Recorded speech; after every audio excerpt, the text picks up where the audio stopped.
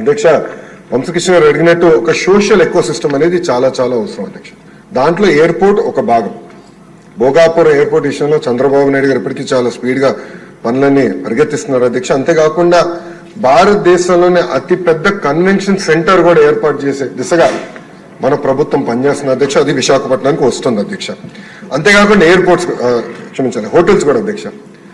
అది నా డిపార్ట్మెంట్ కాకపోయినా దుర్గేష్ గారు డిపార్ట్మెంట్ అది. కానీ అది ఎకనామిక్ డెవలప్మెంట్ బోర్డు కింద ఈ ఎకో సిస్టమ్ ఏర్పాటు చేయాలంటే పెద్ద ఎత్తున హోటల్స్ రావాలి విశాఖపట్నానికి. వేలాది హోటల్స్ రావాలి అధ్యక్ష. 10 కాదు, వేలాది హోటల్స్ వస్తేనే ఆ ఎకో సిస్టమ్ ఏర్పడుతుంది.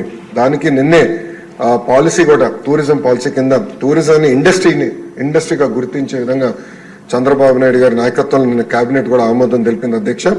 దాంట్లో భాగంగా హోటల్స్ కూడా పెద్ద ఎత్తున విశాఖపట్నానికి తీసుకొస్తాం, కనెక్టివిటీ కూడా ఏర్పాటు చేస్తాం, కన్వెన్షన్ సెంటర్ కూడా తీసుకొస్తాం. ఇది ఒక భాగం. ఇంకొకటి పెద్దలు అన్నట్టు ఐటీలో ఉన్న టాప్ 100 కంపెనీస్, టాప్ 20 కాదు, టాప్ 10 కాదు, టాప్ 100 కంపెనీస్ ఆల్రెడీ నేను ఇనిషియల్ డిస్కషన్ స్టార్ట్ చేస్తాను జరిగింది అధ్యక్ష.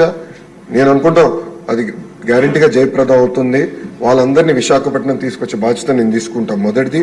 రెండోది, ప్రపంచంలో ఉన్న ఫార్చ్యూన్ 500 కంపెనీస్ అన్ని జీసీసీస్ అంటే గ్లోబల్ డెలివరీ సెంటర్స్ కూడా వాళ్ళు ఏర్పాటు చేయాలని ఒక లక్ష్యంగా వాళ్ళు కూడా వర్కౌట్ చేస్తున్నారు. దాని కొత్త పాలసీ తీసుకురావాల్సిన అవసరం ఉంది అధ్యక్ష. అది వచ్చే నెలలో ఆ పాలసీ కూడా మేము తీసుకొస్తాం. ఇంతేకాకుండా రియల్ ఎస్టేట్ డెవలపర్స్తో కూడా నేను ఇప్పటికీ జూమ్ కాల్స్ పెట్టుకున్నాను, 1-on-1 మీటింగ్స్ కూడా పెట్టాను అధ్యక్ష. పెద్ద ఎత్తున రియల్ ఎస్టేట్ డెవలపర్స్ కూడా తీసుకురావాలి అధ్యక్ష. ఎందుకంటే విశాఖపట్నంలో గ్రేడ్ ఏ ఆఫీస్ స్పేస్ అనేది లేదు అధ్యక్ష. ఈ పెద్ద పెద్ద కంపెనీలు వచ్చినప్పుడు గ్రేడ్ ఏ ఆఫీస్ స్పేస్ రావాలి. వాళ్ళకు ఆ కంపెనీలో పనిచేస్తున్న ఉద్యోగస్తులకి మళ్ళీ హౌసింగ్ సోషల్ ఎకో సిస్టమ్ కూడా కావాల్సిన అవసరం ఉంది. వాళ్ళందరితో కూడా నేను చర్చిస్తాం జరుగుతుంది అధ్యక్ష. త్వరలోనే ఆ అనౌన్స్మెంట్స్ కూడా రాబోతున్నాయని మీ ద్వారా సభకి నేను తెలుపుతున్నా అధ్యక్ష. అంతేకాకుండా డేటా సెంటర్ పాలసీ కూడా దానిపైన ఒక స్టేట్మెంట్ ఉంది అధ్యక్ష. అది ఉంది, స్టేట్మెంట్ ఉంది. దాంట్లో చాలా డీటెయిల్గా అది కూడా నేను ఎక్స్ప్లెయిన్ చేస్తాను. అంటే పాలసీస్ ఒక పక్కన, అవుట్ రీచ్ ఒక పక్కన, సోషల్ ఎకో సిస్టమ్, ఇదంతా మేము ఒక సమగ్ర యాక్షన్ ప్లాన్ అనేది మేము తయారు చేస్తాం జరిగిన అధ్యక్ష.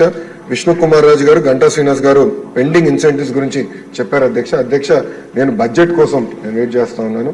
బడ్జెట్లో 500 కోట్ల రూపాయలు పెండింగ్ ఇన్సెంటివ్స్ క్లియర్ చేసేదానికే ఐటీ ఎలక్ట్రానిక్స్కి కేశవ్ గారు కూడా కేటాయిస్తాం జరిగింది.